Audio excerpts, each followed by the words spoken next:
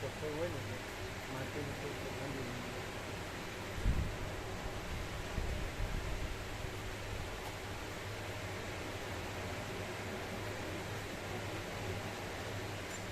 અહીંયા આપણને આમ આટલા વર્ષોથી સાંભળીએ તો કંઈ લાભ ન થાય ને.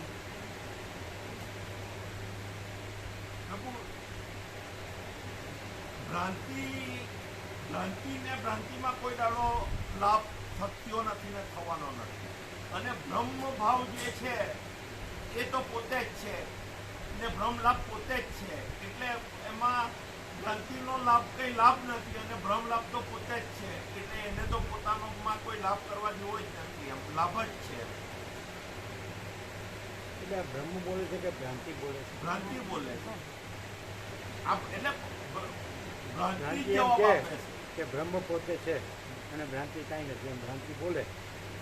અને અમે બ્રહ્મ છીએ એ ન બોલીએ કે અમે બ્રહ્મ છીએ અને ભ્રાંતિ કાંઈ નથી, તો પણ અમે બ્રહ્મ છીએ. એનું પ્રમાણ છે. આ ભ્રાંતિ બોલે છે કે પોતે બ્રહ્મ છે અને ભ્રાંતિ કાંઈ નથી, અને બ્રહ્મ નથી બોલતો તો પોતે બ્રહ્મ છે અને ભ્રાંતિ કાંઈ નથી. તો બે કેવી રીતે થાય કે આ બ્રહ્મ છે બોલ્યા વગર, અને પેલું બોલીને ભ્રાંતિ છે, બ્રહ્મ નથી? કેવી રીતે? બ્રહ્મ છે અને જે નથી બોલ્યા વિનાય બ્રહ્મ જ છે, ત્યાં બીજું કંઈ નથી અને આખો પ્રકાશ પોતે જ છે. અને જ્યારે ભ્રાંતિ એમ બોલે કે બધું બ્રહ્મ છે અને ભ્રાંતિ નથી, પણ ત્યાં નકરી ભ્રાંતિ ભરેલી જ હોય, એને ભ્રાંતિ સાચી લાગતી હોય અને બ્રહ્મ ખાલી શબ્દ હોય. અને જ્યાં બ્રહ્મ જ છે ત્યાં કોઈ ભેદ નથી. જ્યારે જ્યાં ભ્રાંતિ બોલે તેમાં ભેદ હોય ને હોય. એટલે બ્રહ્મ જ એમ કહી શકે કે તમે કે બધું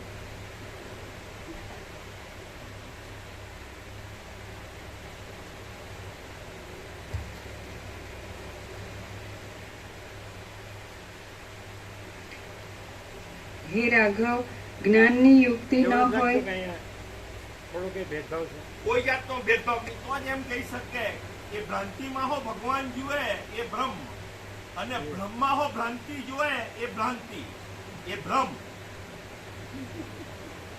ને એ તો એમ કે દરેકનો એમ કે સ્વાનુભવ જ છે.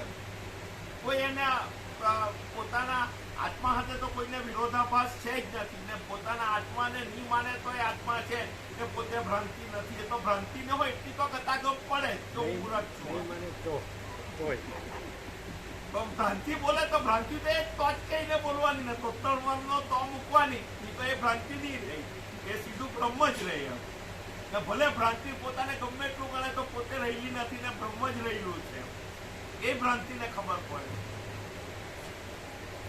ભ્રાંતિની બ્રહ્મની ખબર પડે તો ભ્રાંતિ રહે. હે રાઘવ, જ્ઞાનની યુક્તિ ન હોય તો સાધુ પુરુષો ટાઢ, વાયુ અને તડકા આદિ દ્વંદ્વ દુઃખોને કેમ સહન કરી શકે?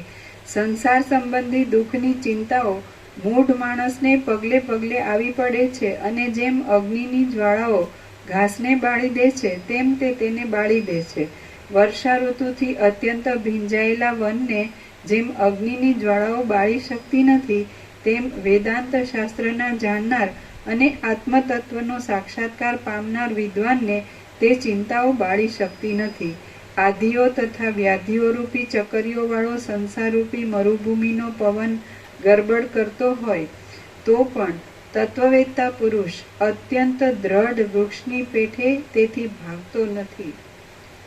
તેથી બુદ્ધિમાન પુરુષે તત્વ જાણવા માટે શ્રુતિ આદિ પ્રમાણોમાં પ્રવીણતાવાળા આત્મજ્ઞાનીને સેવાથી પ્રસન્ન કરીને સ્નેહપૂર્વક પૂછવું જોઈએ.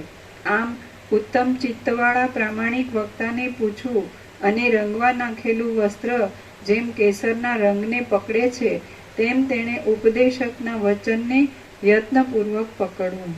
હે વચનનો સાર જાણનારાઓમાં ઉત્તમ, જે માણસ તત્વને નહીં જાણનારા અને જેનું વચન સ્વીકારવા યોગ્ય ન હોય એવા માણસને પૂછે છે, તેના જેવો બીજો કોઈ પણ મહામૂઢ નથી. પ્રામાણિક અને તત્વને જાણનાર છે ને તત્વને જાણનાર નથી, એ તો ઓળખાય જ નહીં. કારણ કે તત્વ વિશે બોલનાર તો ઘણા, વેદાંત બ્રહ્માંડની વાતો કરનારા આજે હજારો હશે, લાખો હશે, નહીં તો કરોડો હશે. તો પછી તત્વને જાણનારમાં તત્વ સિવાય બીજું ક્યારેય ભૂલથી પણ કઈ આવતું નથી હોતું, ભૂલથી પણ ભૂલ નથી થતી હોતી. જ્યારે જે તત્વને નહીં જાણતો હોય એ ભલે તત્વની વાત કરે તો એમાં ભેદ ભ્રમ ભ્રાંતિ રહેતી જ હોય, અને કોઈ દિવસ એમાં આત્માની જે અનંતપૂર્ણ એકરૂપતા છે એ નહીં રહેતી. તો એમાં ભેદભ્રમ ગમે ત્યાંની જો ગમે ત્યાં દ્રષ્ટિગોચર થયા વગર નહીં રહે. ગમે એટલો ધાક પીછોડો કરે તોય એને એમાં ભેદભ્રમ છલકે ને બહાર પડે ને પડે જ.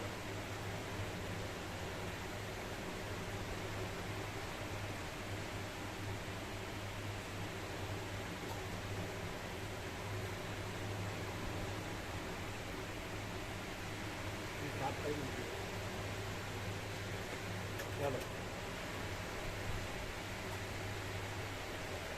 તત્વને જાણનાર હોય ને તો એ ન બોલે ને તો પણ એના સાનિધ્ય માત્ર સાચી શાંતિ થાય. અને તત્વને જાણનાર ગમે એટલું તત્વનું બોલે ને તેના સાનિધ્યથી અંદરની સાચી શાંતિ ન એને પોતાને હો શાંતિ તત્વને જાણનાર હોય, જેમ કે રમણ, તો એ ન બોલે ને તેના સાનિધ્ય માત્રથી આત્માની સાચી શાંતિ થાય. અને તત્વનું ઘણું બોલે ને એના સાનિધ્યથી કાંઈ થાય નહીં. ઘણું બોલનારા તો ક્યાં, કારણ કે આમ જુઓ તો એ રેઢિયાળ હોય કે નહીં, અંદર તો આમ હાઈ પૈસો જ થતું.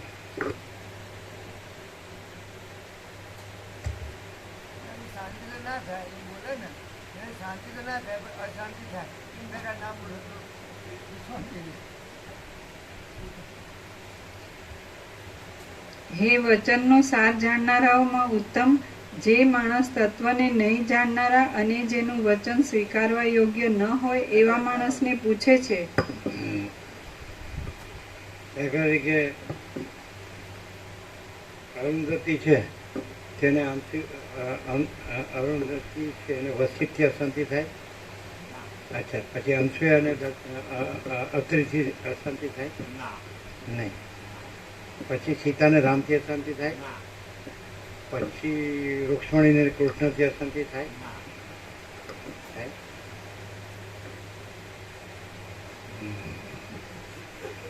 સીધું પ્રૂફ છે. કેમ હસ્યા? એટલે અમરતા પાડીને અમારાથી અશાંતિ જ થાય, શાંતિ સ્વપ્નમાં નહીં થાય. એટલે એ જ ડિફરન્સ બતાવે એમ.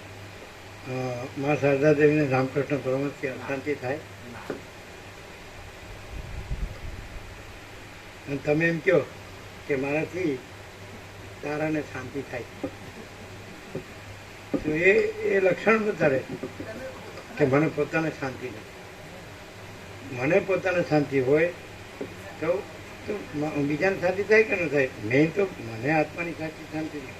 હવે અમારું પ્રૂફ કે વસિત પ્રકાશથી અમે અનંતપૂર્ણ નિરપેક્ષ સત્ય છીએ જ, વસિત વગર, પણ વસિત પ્રકાશથી પણ અમે અનંતપૂર્ણ નિરપેક્ષ સતત છીએ.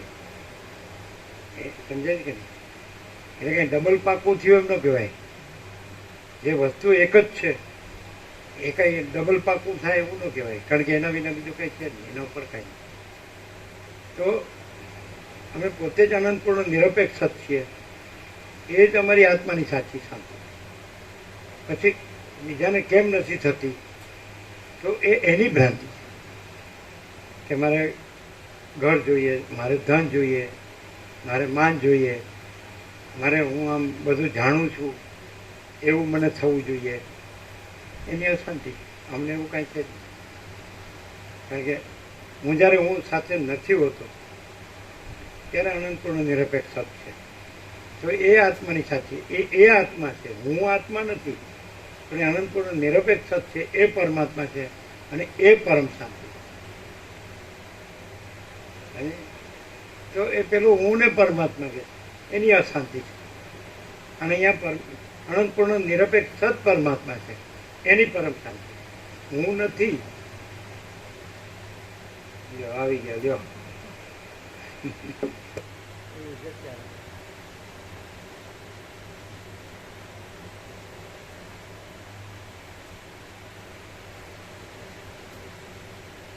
ખબર પડે છે ને?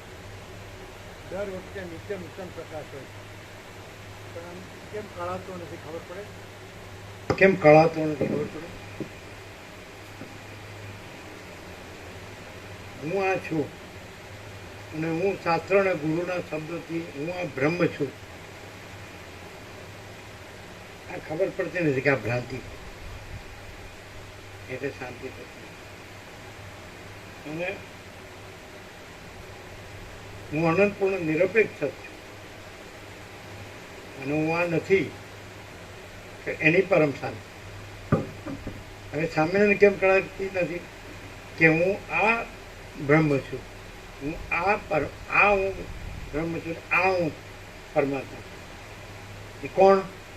મારે સારું ઘર જોઈએ, મારે સારું ધન જોઈએ, મારે સારું માન જોઈએ, અને હું ધર્મ અધ્યાત્મ પરમાત્મામાં પણ ખૂબ બધાથી આગળ છું એવું જ મને થવું જોઈએ. એટલે ભ્રાંતિ એટલી બધી મોટી થઈ ગઈ કે આ જે સમજે અહીંયા કાંઈ નથી એવું દેખાય, અને જે કાંઈ નથી ત્યાં બધું જ છે એવું દેખાય, એટલે શાંતિ નથી. અને અહીંયા બધું જ છે એ રહેલું છે, ને કાંઈ નથી એ કાંઈ નથી રહેલું, એટલે એ બધું જ છે એની પરમ શાંતિ. હવે આ કેવી રીતે સમજાવવું? આમ ક્લિયર નથી તો કેમ સમજાતું નથી બધાને? આમ કે કોઈ એમ કે પરમાત્મા નથી તો અમારે પરમ શાંતિ ન હોય, તો બધા કે પરમાત્મા તો અમે જાણીએ જ છીએ, પણ તમે ભ્રાંતિને પરમાત્મા જાણો, તમે પરમાત્માને પરમાત્મા જાણો. તો એ પરમાત્મા જ પરમાત્મા છે, એની અમારે પરમ શાંતિ. અમારે કોઈ ભ્રાંતિ કાંઈ નથી, એટલે એની અમારે અશાંતિ નથી. અને તમારે પરમાત્મા શબ્દથી જ જાણો, પણ ભ્રાંતિને પરમાત્મા જાણો એટલે શાંતિ નથી. ખબર પડે?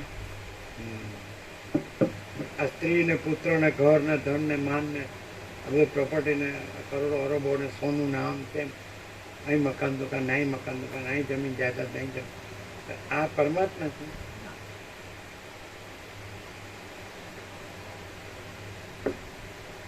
અને તમે કે અહીં કાંઈ નથી, તમે કે હા તો કાંઈ નથી એ કાંઈ નથી, પણ તમે એમ કહો કાંઈ પરમાત્મા નથી.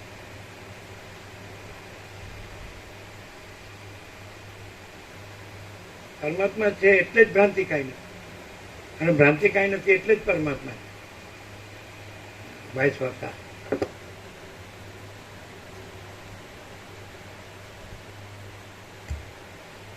હે વચનનો સાર જાણનારાઓમાં ઉત્તમ, જે માણસ તત્વને નહીં જાણનારા અને જેનું વચન સ્વીકારવા યોગ્ય ન હોય એવા માણસને પૂછે છે, તેના જેવો બીજો કોઈ પણ મહામૂઢ નથી. પ્રામાણિક અને આત્મવેદતા વક્તા પુરુષને પૂછ્યા પછી જે માણસ તેના વચન પ્રમાણે યત્નપૂર્વક ચાલતો નથી, તેના જેવો અધમ બીજો કોઈ નથી.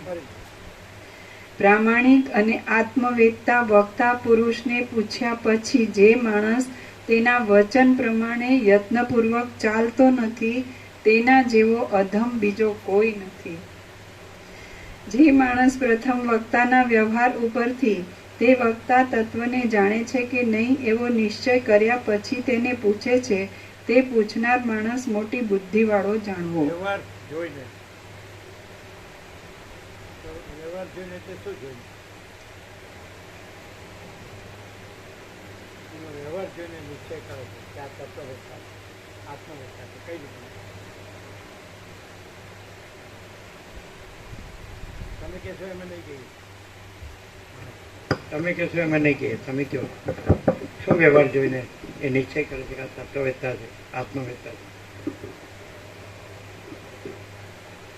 વ્યવહાર જોઈને એટલે આ જે પ્રકાશ છે તો સ્વયં પ્રકાશ પોતે પ્રકાશે છે, એટલે એ વ્યવહાર ન કહેવાય, સ્વયં સ્વરૂપ પ્રકાશે છે એમ છે. જ્યારે આ જે કીધું છે કે વ્યવહાર જોઈને એને એટલે એ જાણી લે કે આ ઓરિજિનલ રિયલ ટ્રુથ છે અને એને પૂછીને યત્નપૂર્વક એવી જ રીતે ચાલે એમ કહેવા માંગે છે. એ તો શબ્દમાં કોઈ પણ ઓરિજિનલ રિયલ ટ્રુથ ને બધું બોલે કે હું ઓરિજિનલ રિયલ ટ્રુથ છું, પણ એ જગ્યાએ વિચાર, વાણી, વર્તન બધું એક રસ હોય એ ઓરિજિનલ રિયલ ટ્રુથ થયું. જ્યારે એક રસ બોલનારે એટલે કંઈક- એક રસ એટલે હું છું. બોલે કંઈક ને કરે કંઈક એટલે એ વ્યવહાર ખોટો પડે. જ્યાં આજે આકાશથી પણ મોટો આખો અનંત પ્રકાશ છે તો ત્યાં વ્યવહાર છે જ નહીં. વ્યવહાર સંભવતો જ વ્યવહાર ભ્રાંતિ છે. વ્યવહારની વાત જ ખોટી. અને વ્યવહાર હોય તે ભ્રાંતિ જ છે, એ પરમાત્મા નથી. આમ તમે વ્યવહારનો અર્થ શું કરો? હા, સામાન્ય રીતે વ્યવહાર એટલે વર્તન, કેવું વર્તે છે એવું.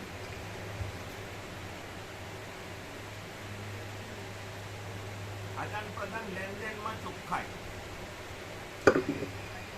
વ્યવહારનું મુખ્ય લક્ષણ હું અને મારું.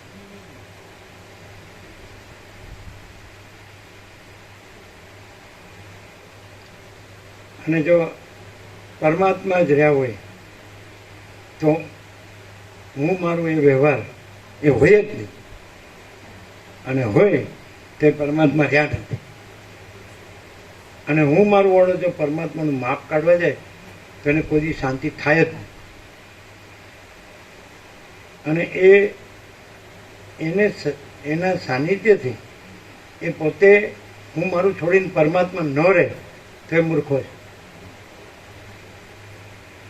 એ હું મારું રહ્યા હોય તો એ કહી શકે, પણ એ પરમાત્મા જ રહ્યા હોય ને હું મારું ન રહ્યા હોય અને પછી પણ એ હું મારું જ ગણે ને પરમાત્મા ન ગણે તો એને પરમાત્મા કે પરમ શાંતિ જોતા જ નહીં. શું કહે? અહીંયા હું મારું બતાડે જે માગે આપી દીધું. અને 7 કરોડ 800 કરોડ કોઈ પણ હું મારું વગરનો હોય તો એ બતાડો જે માગવા આપી દીધું. સ્ત્રી જોઈએ, પુરુષ જોઈએ, પુત્ર જોઈએ, ઘર જોઈએ, ધન જોઈએ, માન જોઈએ, પ્રોપર્ટી જોઈએ, સોનું જોઈએ, આ જોઈએ, તેલું જોઈએ, બસ ખાઈએ પીએ મજા કરીએ, જોઈએ, બધું જોઈએ, બધું જાણીએ, બધું બોલીએ, વાતો મોટી મોટી કરીએ. એ ભ્રાંતિ છે. રમણ કાંઈ નહોતું એમ કે મૌન આખરી સત્સંગ. મૌનનો અર્થ શું થાય ખબર? ન બોલવું નહીં, પરમ શાંતિ. એટલે કોઈ ભ્રાંતિ નથી. સંપૂર્ણ ભ્રાંતિ રહિત પરમ શાંતિ. બોલો, એ કોઈને હોતી જ નથી. ચંચળતા ભ્રાંતિ સિવાય કોઈ નહીં હોતી. એને પોતાને ખબર પડે એક ક્ષણ પણ સ્થિર રહેતો નથી. એક ક્ષણ પણ.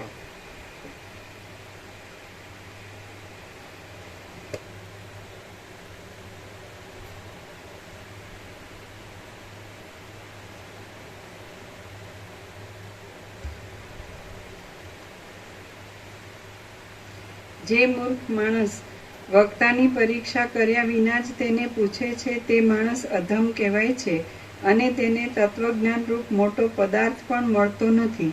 જે માણસ કહેલી વાતનો અને ન કહેલી વાતનો પણ વિવેચનપૂર્વક નિશ્ચય કરવા સમર્થ બુદ્ધિવાળો હોય અને જે અનિંદિત હોય તેને જ તત્વવેત્તાએ પ્રશ્નનો ઉત્તર આપવો જોઈએ.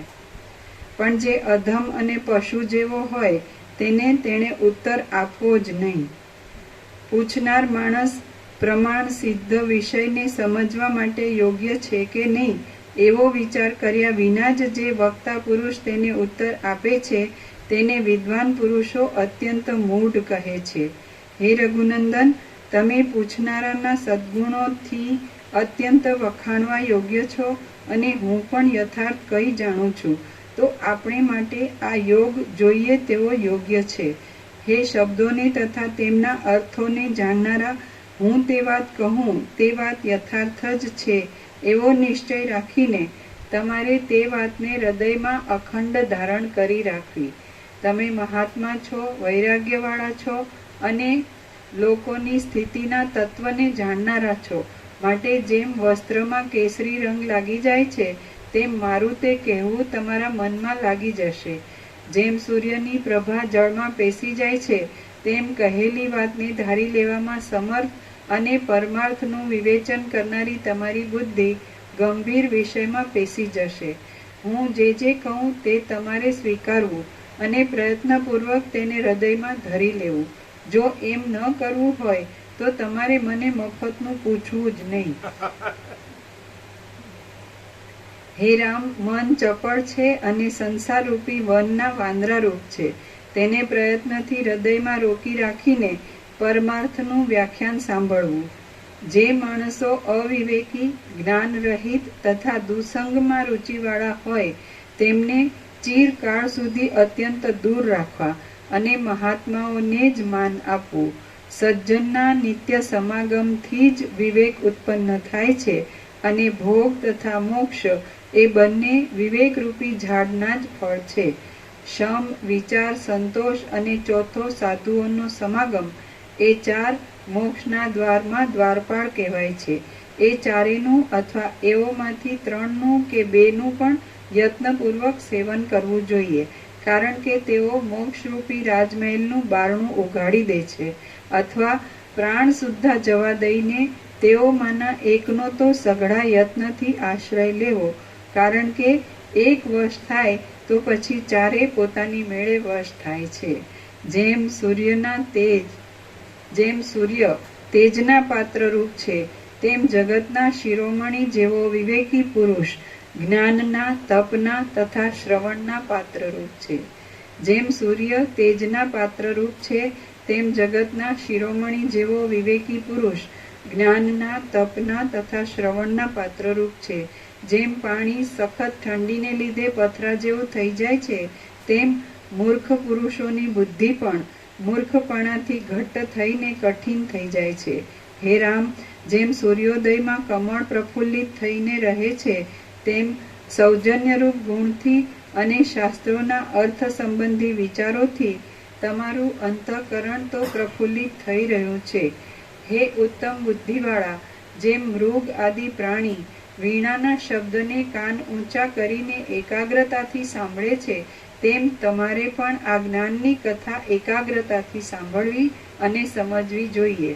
હે રામ, વૈરાગ્યના અને અભ્યાસના યોગથી તમે સમતા અને સૌજન્ય આદિ સંપત્તિઓને મેળવી લો, એટલે પછી નાશ થતો જ નથી. સંસારમાંથી મુક્ત થવા માટે પ્રથમ શાસ્ત્રોના અને સજ્જનોના સમાગમ પૂર્વક તપનો અને જીતેન્દ્રિયપણાનો આશ્રય કરવો જોઈએ તથા બુદ્ધિ જ વધારવી જોઈએ. જરાક સંસ્કારવાળી બુદ્ધિથી પણ આ શાસ્ત્રોનો વિચાર કરવામાં આવે તો તેથી માણસની મૂર્ખતાનો અત્યંત નાશ થાય છે એમ સમજો. આ સંસારરૂપી ઝેરી ઝાડ આપત્તિઓનું મુખ્ય સ્થાન છે. તે અજ્ઞાનીને નિરંતર મોહ ઉપજાવે છે, એટલા માટે યત્ન કરીને અજ્ઞાનનો નાશ કરવો જોઈએ. જેમ ચામડું અગ્નિના યોગથી સંકોચ પામી જાય છે, તેમ દુષ્ટ આશાઓને લીધે કુટિલ ગતિ કરનારા અને હૃદયમાં ફેલાયા કરતા અજ્ઞાનથી ચિત્ત સંકોચ પામી જાય છે. જેમ વાદળાઓ ન હોવાને લીધે સંપૂર્ણ નિર્મળ મંડળવાળા ચંદ્રને જોઈને માણસની દ્રષ્ટિ પ્રફુલ્લિત થાય છે, તેમ સમજુ પૂછનારાને જોઈને વક્તાનો યથાર્થ વસ્તુ વિચાર પ્રફુલ્લિત થાય છે. જે પુરુષની બુદ્ધિ પૂર્વાપરનો વિચાર કરીને અર્થનું રહસ્ય સમજવામાં સુંદર ચતુરાઈવાળી છે અને પ્રફુલ્લિત છે, તે જ અહીં પુરુષ કહેવાય છે.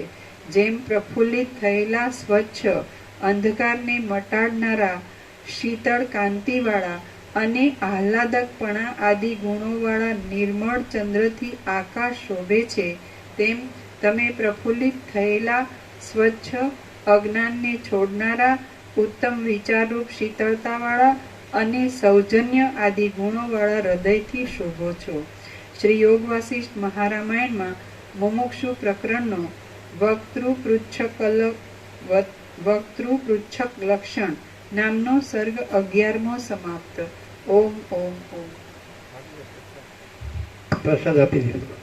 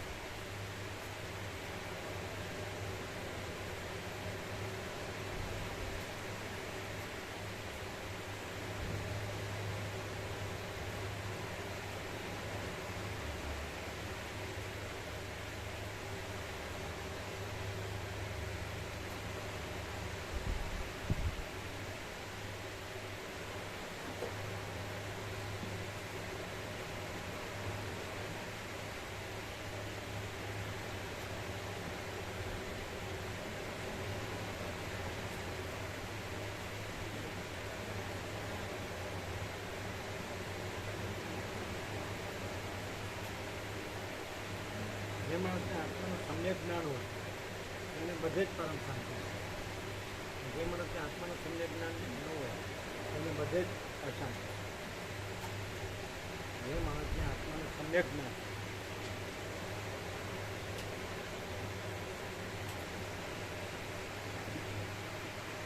જે માણસને આત્માનું સમ્યક જ્ઞાન હોય એને બધે જ પરમ શાંતિ છે. અને જે માણસને આત્માનું સમ્યક જ્ઞાન ન હોય એને બધે જ અશાંતિ છે. બોલો શું કહે છે ને?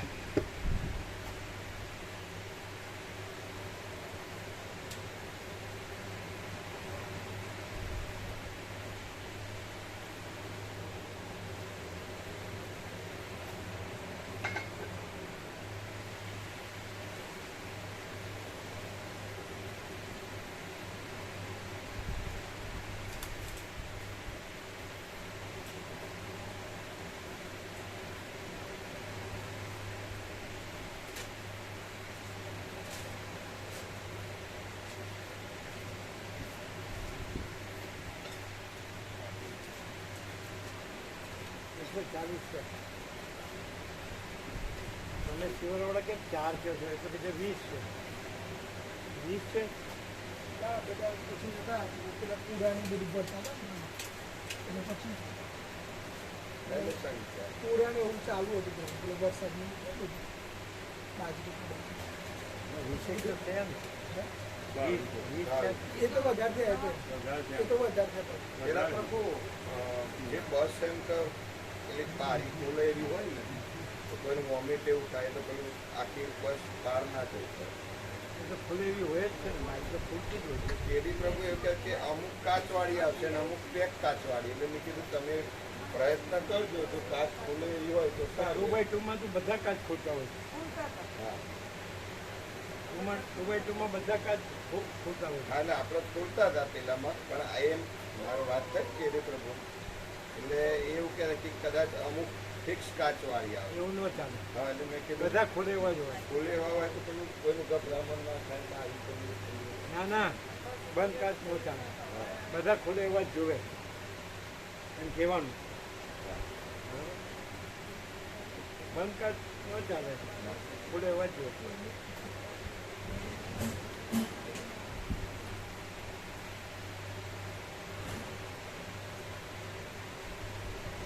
બીજા 4 નામ આવ્યા પાલનપુરથી. 4 નામ આવ્યા બીજા. કોણ? યોજનાપુરાના 4 નામ આવ્યા. યોજનાપુરા જોડનાપુરા. કેડી પ્રભુનો પણ જોડનાપુરા. યોજનાપુરા પાલનપુર જોડનાપુરા. ના ભાઈ છે એવું કીધું કેડી પ્રભુ. વીરા પ્રભુની હતા ને પ્રભુ. વીરા પ્રભુની નતા જોડનાપુરા. હા હા હા. એમના કનોમાં બાબુ પ્રભુ નામ બહુ એટલે 144 છે ને. એ તો ચોલે ગયા હે 4 નંબર થયા.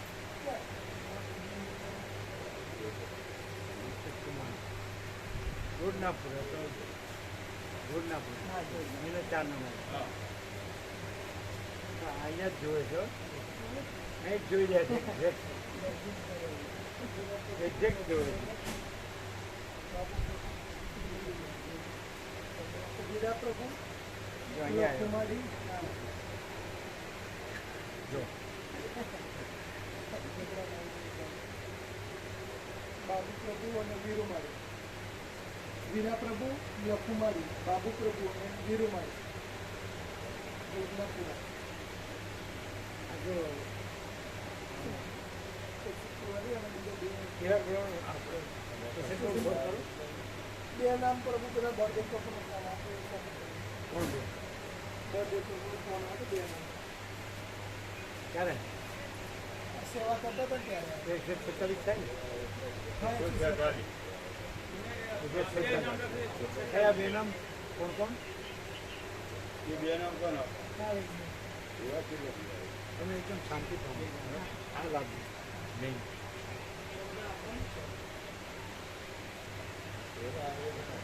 આ મેં પ્રકાશ.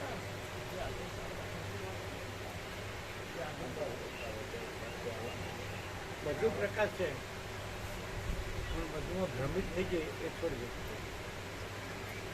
અને વધુ પ્રકાશ છે એમ રહે.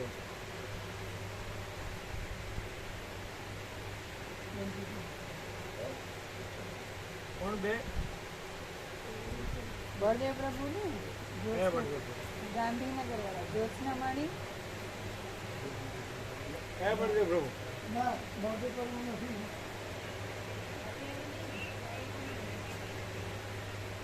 તમે બોલ્યા ને છેલ્લા બે.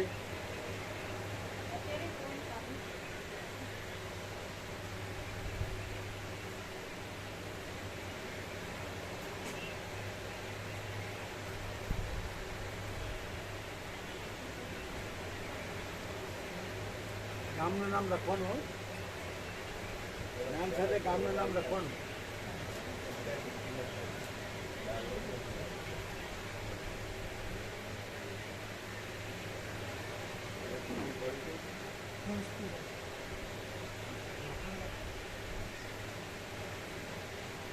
કોણ કોણ બે કીધા? વલ્લભભાઈ લાલજીભાઈ મિસ્ત્રી હંસપુરા અમદાવાદ. હંસપુરા અમદાવાદ મેં નગેરથી કોણ લખાયું? બળદેવ પ્રભુ. ગાંધીનગર વાળા. હા ગાંધી. એમનું ગ્રુપ. હા એમ પછી બીજા બીજા નગેરથી મારી છું.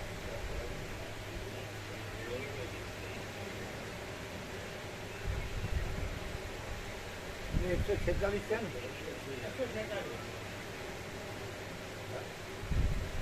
એવું પેલી બેટરી જે છે આપણે એમાં પાણી નખાઈ દેવું છે, ચેક કરાવી દેવું.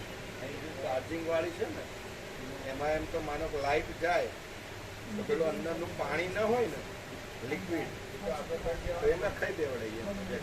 કઈ ચેક કરાવી લો હા, તો કેમ કે બેટરી આખી થઈ જાય. હા પેલું કે ડિસ્ટિલ વોટર નાખી દે. હા બસ એ આઈ ચેક કરી નાખી દે. એ કરાય છે કારણ કે તાપ છે ને ગરમી વધારે. હવે કરાવી છે. હા. એનાથી શું થાય? એનાથી પ્રભુ માનો કે લાઇટ ગઈ 5-6 કલાક તો જે પેલું અંદર નાખેલું હોય ને તો એનાથી ચાલુ રહે. આગળથી ચાલુ થાય. અને પેલું લિક્વિડ ન નાખ્યું હોય તો પછી ઘણી વખત બેટરી ઉતરી જાય. આપણે કંઈક નાખી દો. હા તો કાલે કહી દઈએ બેટરી વાળા પ્રભુ કેમિકલ એ જે નાખવાનું છે લઈને આવી જાય ડિસ્ટિલ વોટર લઈને અને મશીનથી ચેક કરી લેશે. જેટલી માત્રા ઓછી હોય એટલું જ નાખશે. થઈ ગયા બે. ડિસ્ટિલ વોટર ઉમેરી દે. કરો, ફોન કરો.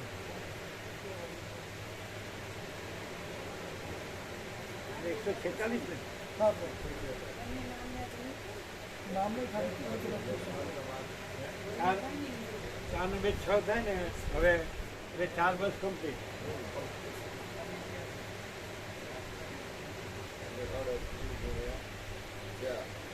152 થાય એટલે 4 અને એને કહેવાનું બધી બારીઓ ખુલવી જોઈએ. ઓમ ઓમ ઓમ. 146 કરો.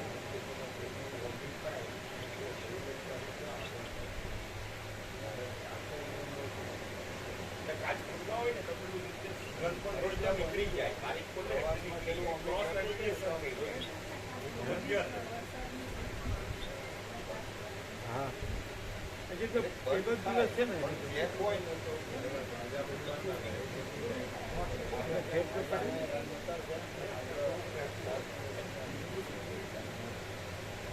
146 કર્યા.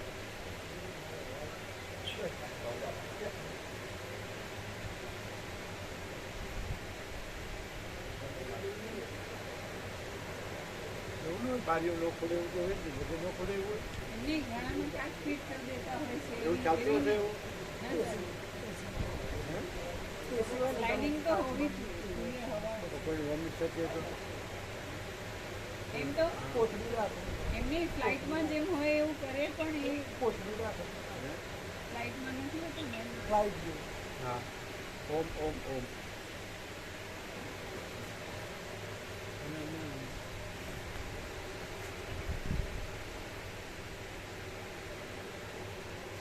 બે ડ્રોપ નાખી દો.